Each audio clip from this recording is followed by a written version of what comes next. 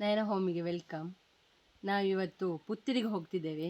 ಯಾಕೆ ಅಂತ ವಿಡಿಯೋನ ಸ್ಕಿಪ್ ಮಾಡದೆ ನೋಡಿ. ಬನ್ನಿ ಬನ್ನಿ.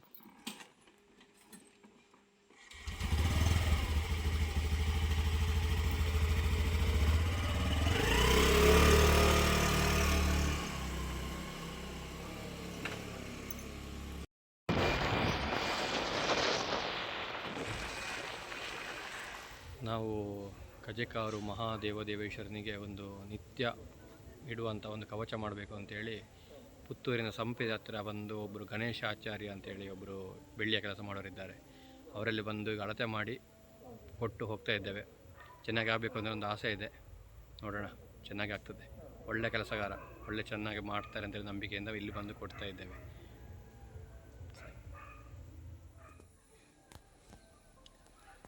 ಮನೆ ಹೀಗೆ ಕಾಣುವುದಿಲ್ಲ ನೋಡಿ, ಹೀಗೆ ನಡ್ಕೊಂಡು ಹೋಗ್ಬೇಕೀಗ.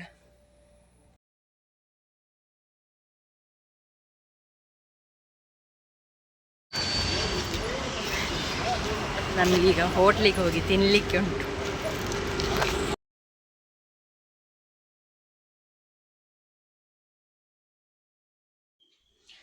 ಅಂತೂ ಇಂತೂ ಮನೆಗೆ ಬಂದೆವು. ಗಾಡಿಯಲ್ಲಿ ಕೂತು ಕೂತು ಸಾಕಾಯಿತು.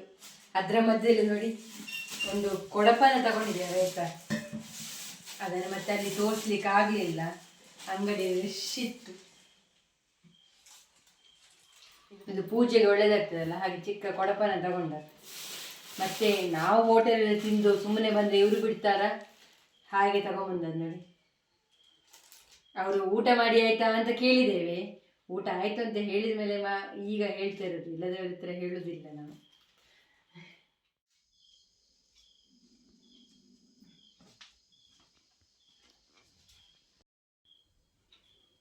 ಇಷ್ಟು ದಿನದಿಂದ ಕಾತುರದಿಂದ ಕಾಯ್ತಿದ್ದದ್ದು, ನೋಡುವ ಹೇಗುಂಟು ಅಂತ. Wow, super. ಅಲ್ಲಿ ತಗೊಳ್ಳುವಾಗೆಲ್ಲ ವಿಡಿಯೋ ತೆಗಿಲಿಕ್ಕಾಗಲಿಲ್ಲ. ಇವತ್ತು ಇವರು ಮಾತ್ರ ಹೋದದ್ದು.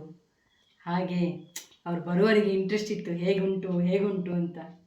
ನಿಜ ಒಂದು ಈಶ್ವರ ಎದ್ದು ಬಂದಾಗೆ ಉಂಟು. ವಾವ್. ಇವರಿಗೆ ದೇವಸ್ಥಾನಕ್ಕೆ ಹೋಗಿ ಒಪ್ಪಿಸುವಾಗ ನಾನು ಬರಬೇಕಂತ ಆಸೆ ಇತ್ತು.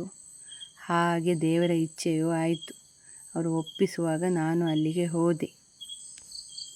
ಇದು ನಿಮಗೆ ನೋಡುವಾಗ ಚಿನ್ನದಾಗೆ ಕಾಣ್ತದೆ, ಆದರೆ ಇದು ಚಿನ್ನದಲ್ಲ, ಇದು ಹಿತ್ತಾಳೆದ್ದು. ವಿಶೇಷ ದಿನಗಳಲ್ಲಿ ಬೆಳ್ಳಿದುಂಟು.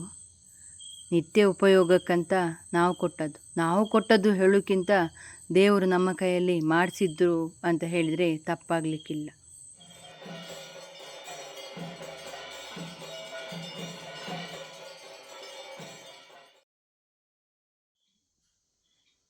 ನಿಮಗೆ ಈ ವಿಡಿಯೋ ಇಷ್ಟ ಆದರೆ ಲೈಕ್ ಮಾಡಿ, ಶೇರ್ ಮಾಡಿ, ಕಮೆಂಟ್ ಮಾಡಿ, ಸಬ್ಸ್ಕ್ರೈಬ್ ಮಾಡಿಕೊಳ್ಳಿ.